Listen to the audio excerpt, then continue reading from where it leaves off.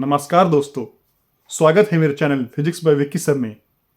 आज की वीडियो में मैं ऑब्जेक्टिव 1 के पार्ट 2 के सारे rest of the question number 7 से क्वेश्चन नंबर 13 तक सॉल्व करके दिखाऊंगा और आपको मेरे पीछे पीछे फॉलो करना है। लेकिन फॉलो करने से पहले मैं आपको एक सजेशन दूंगा कि आप उन क्वेश्चंस को पहले खुद से टैकल करो।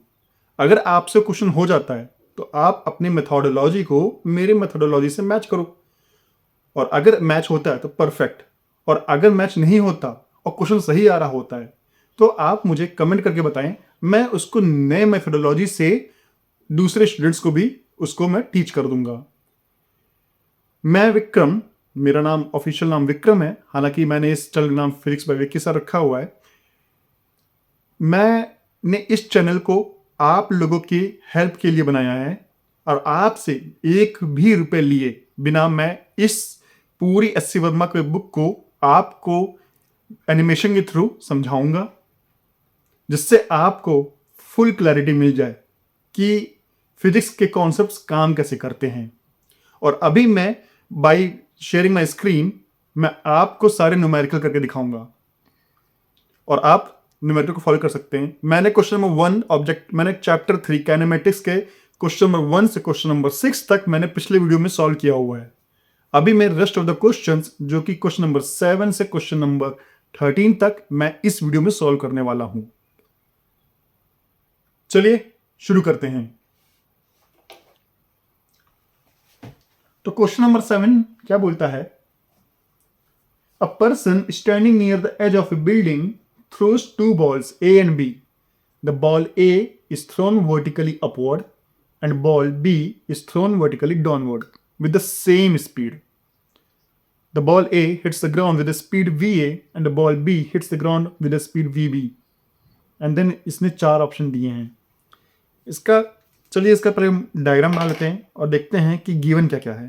देखिए बच्चों, आपको फिजिक्स में डायग्राम बनाना बहुत जरूरी है। बिना डायग्राम बनाए आप कोई भी क्वेश्चन सॉल्व नहीं कर सकते। तो पहले क्वेश्चंस को विजुलाइज करना है, उसके बाद क्वेश्चंस को अटैक करना है। तो चलिए, इस बिल्डिंग में एक बंदा किनारे खड़ा हुआ है।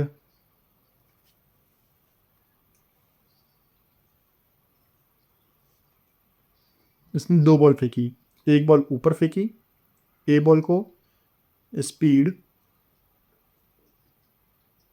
समझिए स्पीड यू से फेंकी, और उसने एक बॉल नीचे फेंकी, बॉल बी को सेम स्पीड यू से फेंकी। अब ये बॉल बोल रहा है कि बॉल ए और बॉल बी जब ग्राउंड पे हिट करेंगे दोनों की स्पीड वी और वी बी है। ये ग्राउंड बना लेते हैं हम लोग। अब इसमें हम ये देखना पड़ेगा कि बॉल ए और बॉल बी की जो वो ट्रेजेक्ट्री होगी वो क्या होगी। चलिए हम ट्रेजेक्ट्री बना लेते हैं। बॉल ए की ट्रेजेक्ट्री कैसी होने वाली है? बॉल ए कुछ ऐसे ऊपर जाएगा, उसके बाद ये बॉल नीचे ऐसे आएगा। यहाँ पे इसकी ऊपर की स्पीड u है, यहाँ क्योंकि यहाँ पे रेस्ट पे आएगा बॉल टॉप पॉइंट पे अपने, यहाँ स्पीड 0 हो जाएगी और फिर यहाँ पे स्पीड फिर से u होगी। और u क्यों होगी? क्योंकि मैंने आपको अपने वीडियो में बताया था कि यहाँ पे जो भी ये प्रोजेक्टाइल मोशन है और यहाँ पे जो भी इसकी ट्रेजेक्ट्री होगी वो सिमेट्री होगी। तो इस पॉइंट से सिमेट्री होगी। तो यहाँ पे u, पहले इसकी स्पीड u थी जो ऊपर गई, फिर 0 हुई और फाइनली स्पीड u जो हो गई वो इस पॉइंट पे फिर से नीचे आ जाएगी और फाइनली यहाँ पे स्पीड आके इसकी स्पीड लेट्स कंसीडर va हो जाएगी। सेम बॉल बी की हम बना लेते हैं। Ball B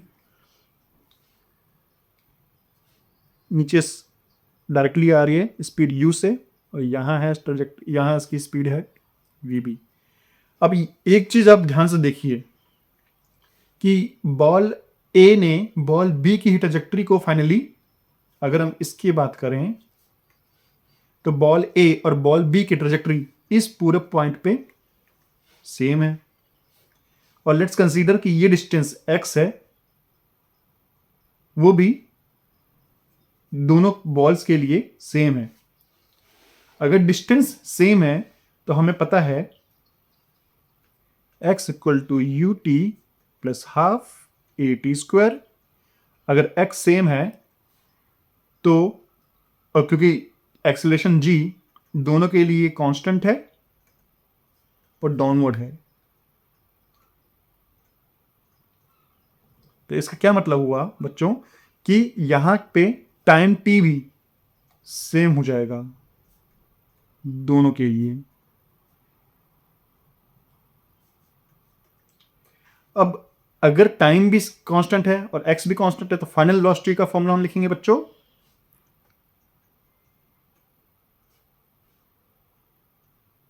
v final velocity, v initial velocity plus at। a मतलब यहां पे हम g रखेंगे, a इक्वल टू g, ये आपको पता है ना, और g डाउनवर्ड है वेलोसिटी और इनिशियल वेलोसिटी के डायरेक्शन में ही, इसलिए यहाँ पे प्लस साइन आएगा। तो फाइनल वेलोसिटी v जो होगी, अगर va के लिए है देखा जाए तो u भी सेम है, a भी सेम है और t भी सेम है, और vb के लिए भी हम देखा जाए इसके लिए भी u सेम है, a सेम है और t सेम है। इसका मतलब है va इक्वल टू vb। क्या ये ऑप्शन मिल रहा है कहीं हमें? a नहीं, b भी नहीं, c, यस। तो ऑप्शन सी यहां पे सही है। अगर आपको ये क्वेश्चन समझ नहीं आया या जरा सा भी डाउट है तो मुझे कमेंट करके बताएं, मैं इस क्वेश्चन को और अच्छे से एनिमेशन के थ्रू समझाऊंगा। चलिए अब हम अपने नेक्स्ट क्वेश्चन में चलते हैं, जो कि क्वेश्चन नंबर 8 है।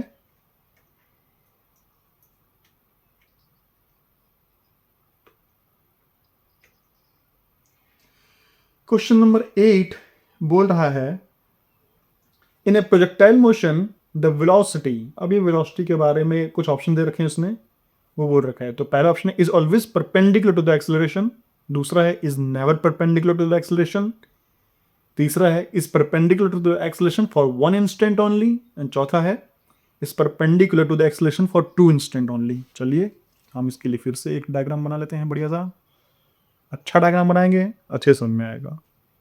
तो हम इसका डायग्राम अच्छा डायग्राम बना लेते हैं सो दैट आप सभी को समझ में आए। चलिए ठीक है, अब हमें इसकी वेलोसिटी देखनी है। एक्सेलरेशन तो हमें पता है, जी डाउनवर्ड, सभी केस में जी नीचे ही है ना। तो यहां पे इसकी जो ये इसकी ट्रेजेक्ट्री है, तो वेलोसिटी हमेशा ट्रेजेक्ट्री के टेंजेंशियल होती है। तो यहां पे इसकी वेलोसिटी ये हो जाएगी, यहां इसकी वेलोसिटी ये हो जाएगी, यहां इसकी वेलोसिटी ये हो जाएगी, यहां इसकी वेलोसिटी ये हो जाएगी, यहां इसकी वेलोसिटी ये हो जाएगी, यहां इसकी वेलोसिटी ये हो जाएगी और यहां इसकी वेलोसिटी ये हो जाएगी। लेकिन जी ये है, ये जी है, ये जी है, ये जी है, यहाँ पे भी जी लगेगा, यहाँ पे भी जी लगेगा और यहाँ पे जी क्योंकि डाउनवर्ड ही लगेगा, एक्सेलरेशन ड्यू टू ग्रेविटी हमेशा डाउनवर्ड लगता है, ये कांस्टेंट होता है।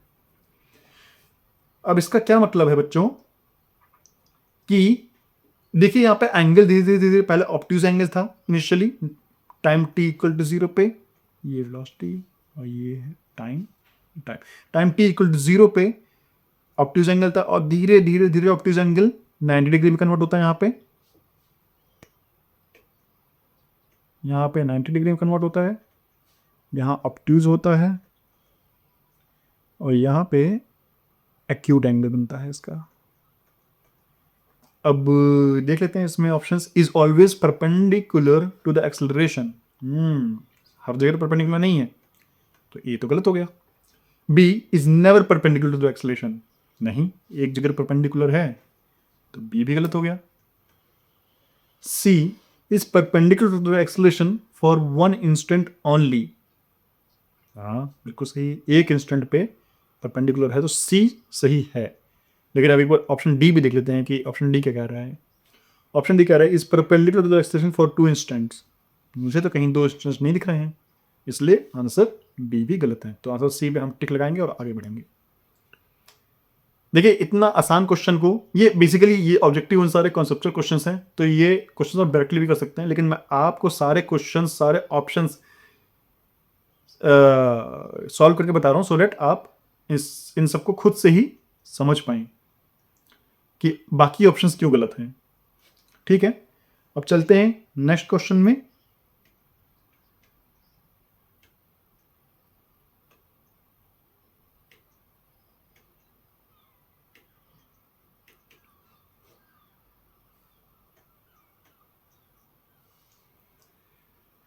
नेक्स्ट क्वेश्चन बोलता है two bullets are fired, question number 9 की बात कर रहा हूं मैं।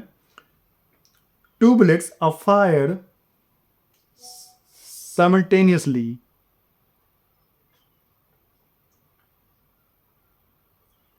horizontally.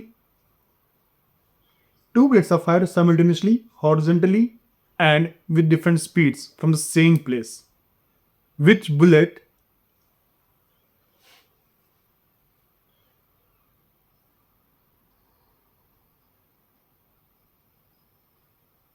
एक बार मैं देख रहा हूं कि मैं सही क्वेश्चन पढ़ रहा हूं। हाँ ठीक है। Two bullets are fired simultaneously horizontally with different speeds from the same place. Which bullet will hit the ground first? Okay, that means यहाँ पे टाइम पूछ रहे हैं हमसे। एक हॉरिजॉन्टली समझे किसी बिल्डिंग के ऊपर, किसी टावर के ऊपर से दो बुलेट्स को फायर किया गया। चलिए हम बना लेते हैं।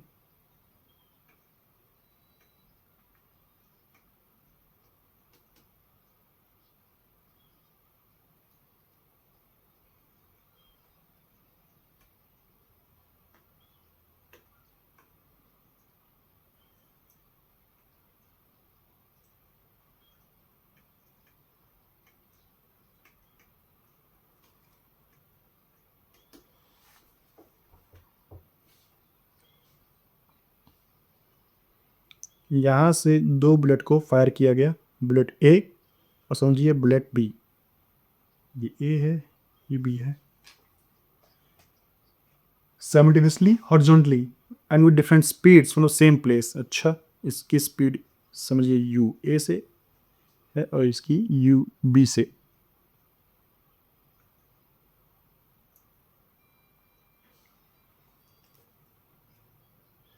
Which bullet will hit the ground first?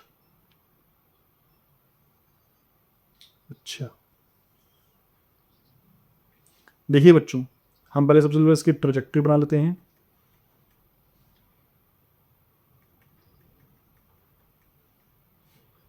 तो दोनों की जो ट्रेजेक्टरी है वो उसकी इनिशियल स्पीड पे डिपेंड करती है।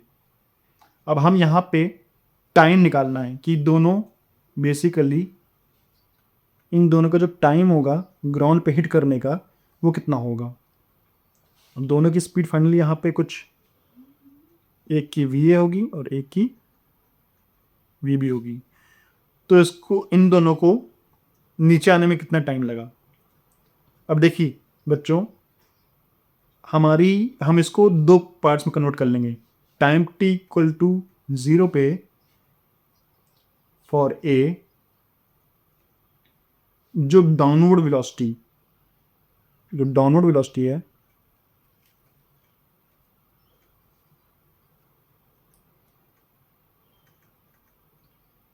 वो 0 है क्योंकि दोनों हॉरिजॉन्टली फायर की गई हैं। और बी के लिए भी डाउनवर्ड वेलोसिटी 0 है।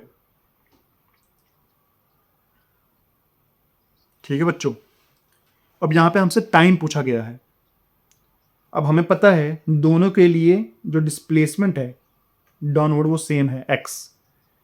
तो फाइनली x हमें फॉर्मूला लिख देते हैं, x equal to u t plus half g t square, क्योंकि g नीचे है इसलिए g यहाँ पे पॉजिटिव है।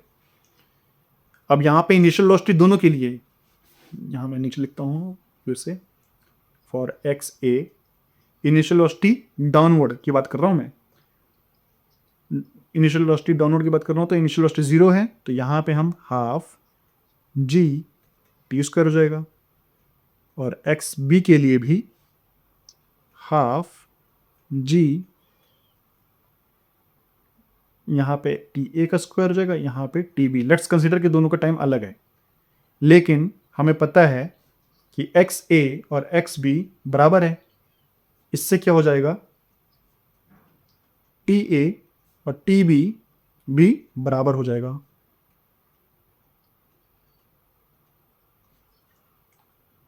इसका मतलब ये जो टाइम है it's same for A and B, मतलब नीचे आने का टाइम है दोनों के लिए सेम होगा। अब इसमें आंसर देख लेते हैं। Which bullet will hit the ground first? Both will reach simultaneously, the faster one the slower one. Depends upon the mass, no. Basically अगर जिसकी वेलोसिटी यहाँ ज़्यादा होगी वो रेंज ज़्यादा कवर करेगा, लेकिन जो टाइम नीचे आने का जो टाइम होगा, मतलब let's consider we U A छोटा है और यू बी बड़ा है, तो मैं इसको इस पेन से बनाता हूँ कुछ। तो यू ए समझो ऐसे आएगा अगर छोटा है, और यू बी अगर बड़ा है तो ये कुछ ऐसे आएगा। लेकिन जो टाइम होगा, मतलब दोनों ही सेम टाइम पे ग्राउंड को हिट करेंगे, ठीक है। तो इसका आंसर सी है। अगर आपको समझ में आया है ये क्वेश्चन तो भी आप मुझे कमेंट करके बताएं, और अगर समझ नहीं आया तो मुझे बताएं कि आपको किस पॉइंट पे ये क्वेश्चन समझ नहीं आया। मैं इस क्वेश्चन को और अच्छे से एनिमेशन के थ्रू समझाऊंगा। चलिए अब क्वेश्चन नंबर 10 पे चलते हैं।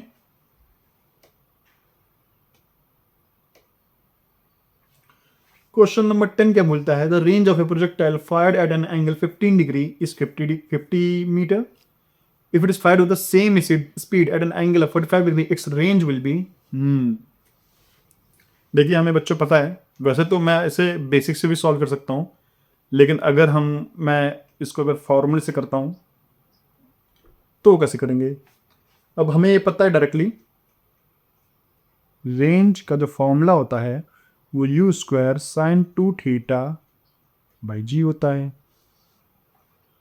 ना, फॉर 15 डिग्री। और इसमें इनिशियल वेलोसिटी क्या दे रखी है? Fire at an angle 15 degree 50 metre. If it is fire with the same speed, मतलब दैट मींस दोनों की स्पीड सेम है, तो यू स्क्वायर ही मान लेते हैं, दोनों की स्पीड यू है, इसका साइन 30 हो जाएगा बाई जी। साइन 30 की वैल्यू हमें पता है बेटा 1/2, तो ये हो जाएगा यू स्क्वायर अपॉन 2g, है ना। और for 45 degree u square sine 90 by g. Sine 90 की वैल्यू हमें पता है बेटा 1, तो यू स्क्वायर बाई जी। इसका मतलब अगर यू स्क्वायर बाई 2g की वैल्यू 50 मीटर है, तो यहां से हम u square by g directly लिख सकते हैं कि ये 100 मीटर हो जाएगा, या फिर 50 मल्टीप्लाई बाई 2। तो आंसर 100 मीटर है। क्या आंसर 100 मीटर दिख रहा है कहीं? हाँ, ऑप्शन डी। ओके, तो ऑप्शन डी को हम टिक करेंगे और आगे बढ़ेंगे। ये क्वेश्चन तो बेटा आसान था, तो आप लोग को कोई मेरे ख्याल से प्रॉब्लम आएगी नहीं। तो अगर आपको सब कुछ समझ में आ रहा है तो चैनल को सब्सक्राइब जरूर कर लेना, क्योंकि इसी वजह से मुझे मोटिवेशन मिलेगी और मैं और क्वेश्चंस सॉल्व करता रहूँगा और आपको अपनी आईआईटी और नीट की जर्नी में हेल्प करता रहूँगा। ठीक है, अब क्वेश्चन नंबर 11 चलते हैं। क्वेश्चन नंबर 11 क्या बोलता है?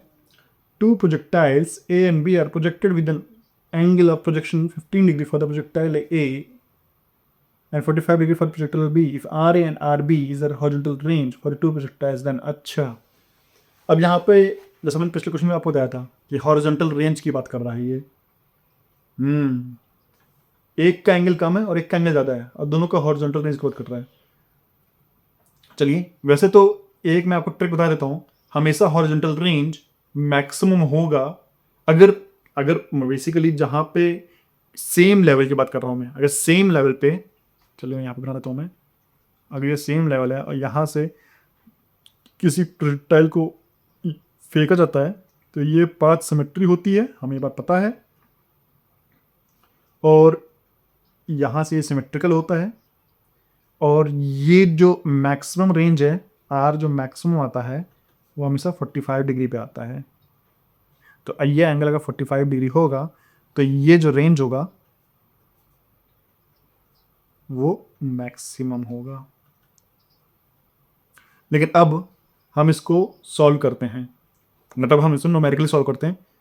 हम आंसर हमें पता है कि फॉर 45 डिग्री मैक्सिमम होगा, बट फिर भी हम इसको सॉल्व करते हैं, एक एक करके ऑप्शन देखते हैं, क्योंकि ये आपके लिए कॉन्सेप्चुअली बहुत इंपॉर्टेंट है। ठीक है,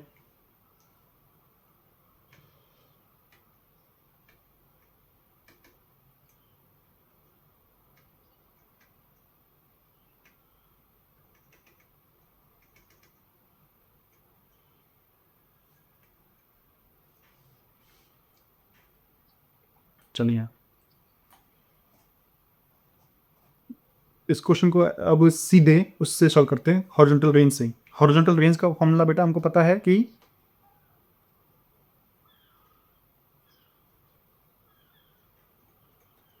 u square sine 2 theta by G होता है। अब यहां पे हम यहां से ये भी देख सकते हैं, अगर थीटा बढ़ेगा तो साइन 2 थीटा बढ़ेगा। If theta increases, theta increases, then sine 2 theta increases, and that means range increases. लेकिन साइन थीटा का जो ग्राफ होता है वो कुछ ऐसा होता है बेटा, जो कि 0 पे 0 होता है, 90 डिग्री पे 1 होता है, और फिर 1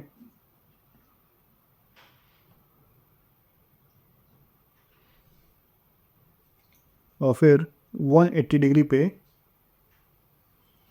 फिर से 0 हो जाता है। इसका मतलब साइन थीटा की वैल्यू तब तक बढ़ेगी जब तक टोटल जो उसकी 2 थीटा की वैल्यू 90 डिग्री ना आ जाए।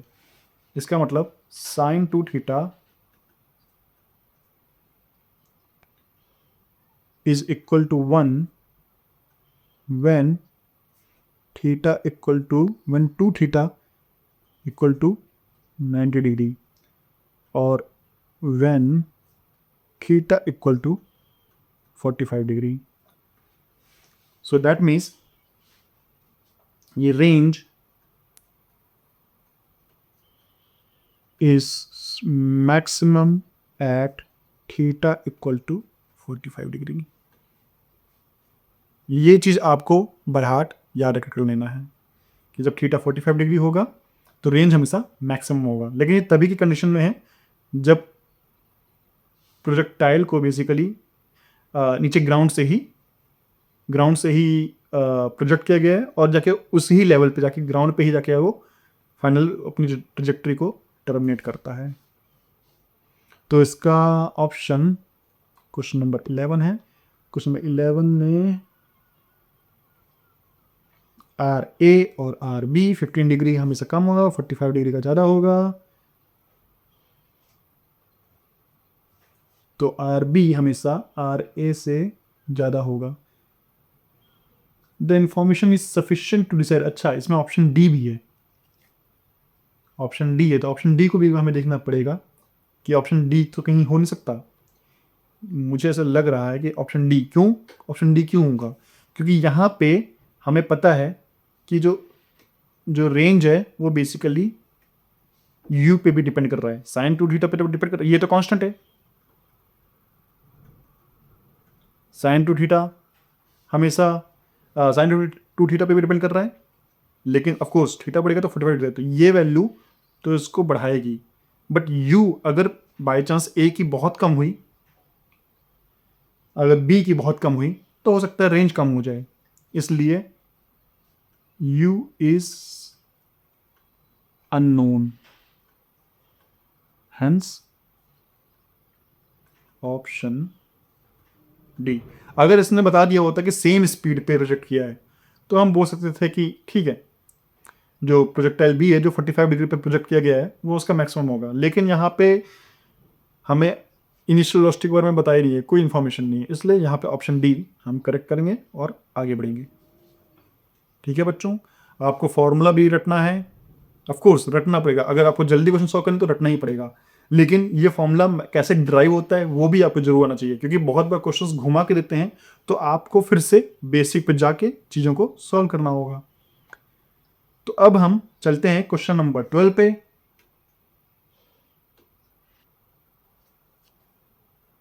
A river is flowing from west to east at a speed of 5 meters per minute. A man on the south bank of the river, capable of swimming at 10 meters per minute in still water, wants to swim across the river in the shortest time. He should swim in a direction. अच्छा, इस बेटा ये बोल रहा है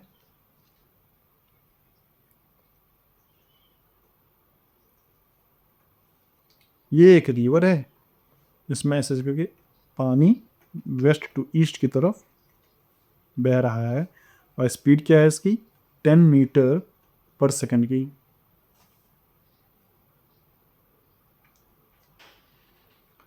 ठीक है बच्चों, अब यहाँ पे एक मैन खड़ा है, समझिए मैं ही खड़ा हूँ यहाँ पे, और अगर मैं चाहता हूँ कि मुझे इस रिवर को यहाँ से यहाँ पार कर जाऊँ मैं,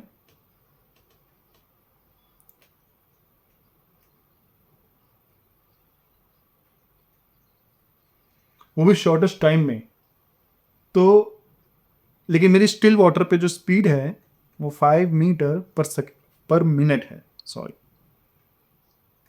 यहाँ भी मिनट है और यहाँ भी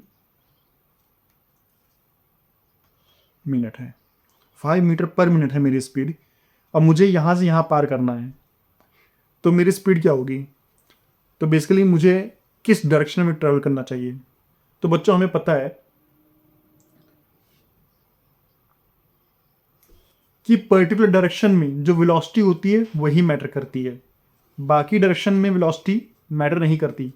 तो लेट्स कंसीडर कि अगर मैं नॉर्थ, जो पहला ऑप्शन है, नॉर्थ की तरफ जाता हूँ, तो ये पानी मुझे आगे की तरफ ले जाएगी और मैं ऐसे ट्रेवल करूँगा, नॉर्थ की तरफ, और ये पानी मुझे ऐसे ट्रेवल करेगी, तो फाइनली जो मैं पहुँचूँगा यहाँ जाके। लेकिन जो मुझे टाइम लगेगा वो बेसिकली यहाँ पे हमें मुझे शॉर्ट लगेगा, सबसे शॉर्टेस्ट लगेगा। तो इसके लिए हम ये कह सकते हैं, ये वाला फॉर्मूला लगाएंगे हम, x equal to u t plus half एक टी स्क्वायर। एक्सेलरेशन 0 है तो x equal to u t, time equal to x upon u. ये डिस्टेंस हमें, क्योंकि यहाँ से यहाँ ट्रेवल करना है, हमारा मकसद है कि पॉइंट ए से पॉइंट बी पहुँच जाए, मतलब दूसरे छोर में पहुँच जाएं। अब वो आगे पहुँचे, यहाँ पहुँचे, कोई फ़र्क नहीं पड़ता, बस मुझे दूसरे छोर में पहुँचना है। तो इसलिए जो डिस्प्लेसमेंट होगा वो मैटर करेगा, और जो इसकी वेलोसिटी इस डायरेक्शन में होगी वो मैटर करेगी। तो डिस्प्लेसमेंट तो x कांस्टेंट है हर जगह, क्योंकि मुझे x ही ट्रेवल करना है परपेंडिकुलर डायरेक्शन में, और वेलोसिटी बेसिकली ये इस डायरेक्शन में सबसे ज़्यादा किसकी होगी? तो ऑप्शन ए में अगर ये नॉर्थ की तरफ करता है तो इसकी वेलोसिटी, ऑप्शन ए में इसकी वेलोसिटी होगी सीधी होगी इसकी वेलोसिटी। मैन की स्पीड क्या है? 5 मिनट्स। हाँ, तो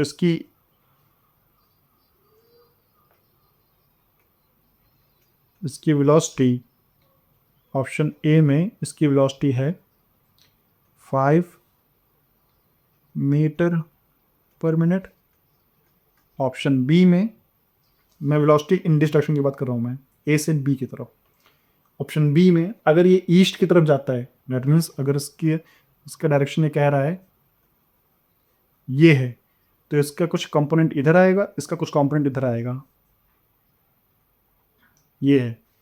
तो 5 यहाँ पे बी में हो जाएगा 30 डिग्री ईस्ट ऑफ नॉर्थ। हाँ, तो 5 cos 30 इसकी होगी, जो कि 5 से कम है।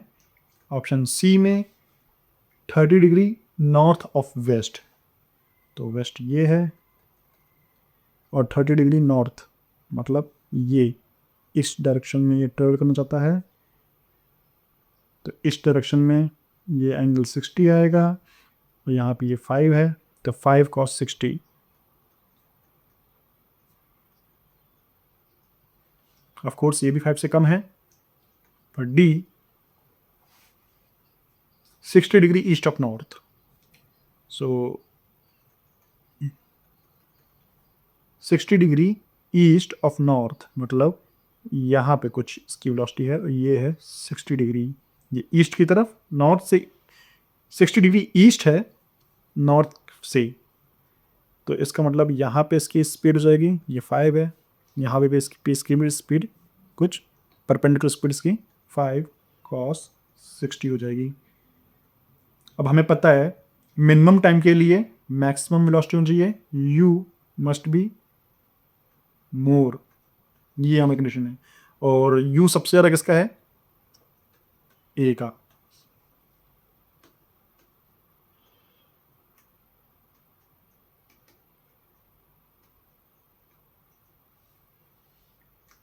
Hence a 5 मीटर पर मिनट इसकी वेलोसिटी ज़्यादा है, तो इसका मतलब है ऑप्शन ए में अगर ये नॉर्थ की तरफ जाएगा तो वो सबसे कम टाइम में पहुंचेगा और लेस टाइम लगेगा उसमें। ठीक है बच्चों, इस रिलेशन से तो ऑप्शन ए परफेक्ट है। अगर आपको बिल्कुल भी ये समझ नहीं आया है, तो थोड़ा कम समझ में आया है, तो आप मुझे कमेंट करके बताएं, मैं इस क्वेश्चन को अच्छे से टाइप करके नेक्स्ट वीडियो में समझाऊंगा। चलिए अब लास्ट क्वेश्चन पे चलते हैं, क्वेश्चन नंबर 13।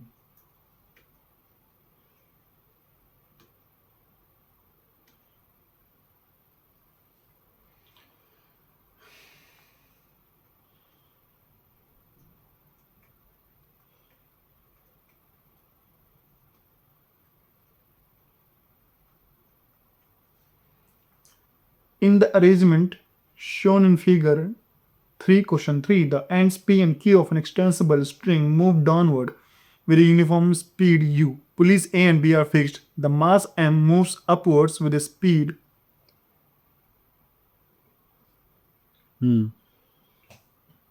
ठीक है बच्चों, अब क्वेश्चन नंबर 13 पे हमें फिर से इसका डायग्राम बना लेते हैं। बहुत ज़रूरी है डायग्राम बनाना, अनलेस आप प्रो ना हो जाए। और आईआईटी का पेपर आएगा या नीट का पेपर आएगा तो आप उसी में बेसिकली ड्रॉ कर सकते हैं। और चलिए हम यहाँ पे पुली है,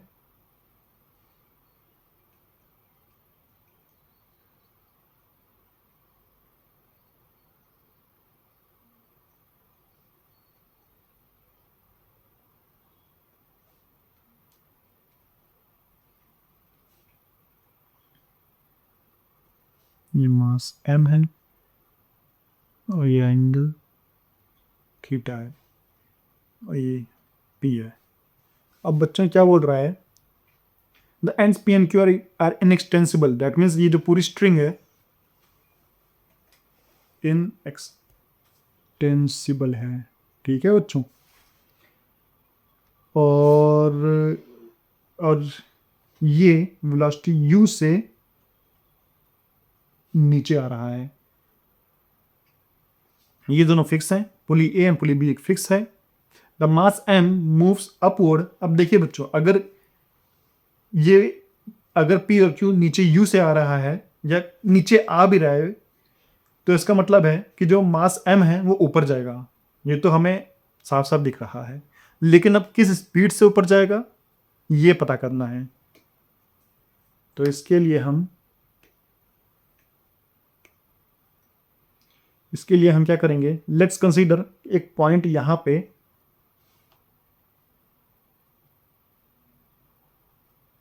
एक पॉइंट है, पॉइंट मान लेते हैं इसको कुछ, समझिए यहाँ पे पॉइंट डी है, ये पॉइंट, इस पॉइंट पे समझिए x ट्रेवल नीचे किया, यहां भी एक पॉइंट है, चूंकि दोनों की स्पीड सेम है और सेम टाइम में नीचे आ रहे हैं, तो ये पॉइंट भी एक पॉइंट E है, वो भी इसी x डिस्टेंस नीचे ट्रेवल करेगा टाइम t में। तो इसका मतलब है x by t equal to u, क्योंकि चेंज जो स्पीड है u वो change in displacement upon change in time. तो x डिस्टेंस ट्रेवल किया t टाइम में, नीचे इतना आया इस पर्टिकुलर केस में, तो यहाँ पे वेलोसिटी u हो गई है, और यहाँ भी सेम स्पीड है u है है ना बच्चों। तो इसका मतलब है कि अगर ये वाला पॉइंट इस वाले पॉइंट पे एक्स ट्रेवल किया सेम टाइम में टी, तो यहाँ भी इसकी स्पीड यू हो जाएगी, यहाँ भी इसकी स्पीड यू हो जाएगी।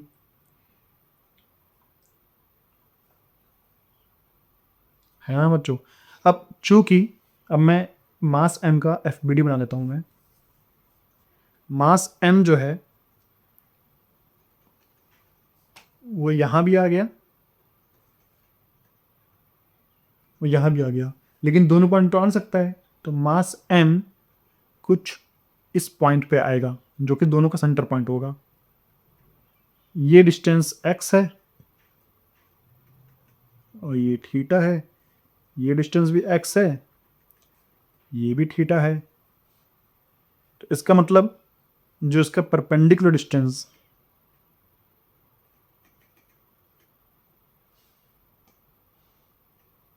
ये डिस्टेंस कितना होगा, ये डिस्टेंस हमें पता है बच्चों, x cos थीटा हो जाएगा, which is equal to x cos theta हो जाएगा। बट हमें पता है कि x की वैल्यू तो x/2 t तो u है, कि ये डिस्टेंस है। तो अगर इसे t से डिवाइड करेंगे तो उसकी स्पीड आ जाएगी, और x/t तो u है, तो u cos थीटा। इसका मतलब ये जो मास m है वो कुछ u cos थीटा से ऊपर जा रहा होगा। आंसर कहीं है? हाँ, ऑप्शन डी है। तो ऑप्शन डी मार्क करेंगे और आगे बढ़ेंगे। अब ये सारे ऑब्जेक्टिव 13 क्वेश्चंस मैंने आपको करके दिखा दिए हैं। तो ये क्वेश्चंस आपको पहले खुद से टैकल करने हैं। मतलब ऐसा नहीं कि वीडियो उठाया और देखने लग गए और समझ लिया, ऐसे काम नहीं चलेगा। पहले क्वेश्चंस को खुद से, ये क्वेश्चन जो स्क्रीन पे हैं, खुद से टैकल करिए, खुद से देखिए, और उसके बाद अपनी मेथोडोलॉजी को मेरी मेथोडोलॉजी से मैच करिए। और अगर आपको ये वीडियो पसंद आया है और अगर आपको जरा से भी हेल्प हुई है मेरी इस वीडियो से, तो कमेंट करके चैनल को सब्सक्राइब करना ना भूलें। इससे मुझे और मोटिवेशन मिलेगी कि आपके लिए और वीडियो बना पाएं और आपकी नीट और IIT की जर्नी का मैं हिस्सा बन पाऊं। धन्यवाद।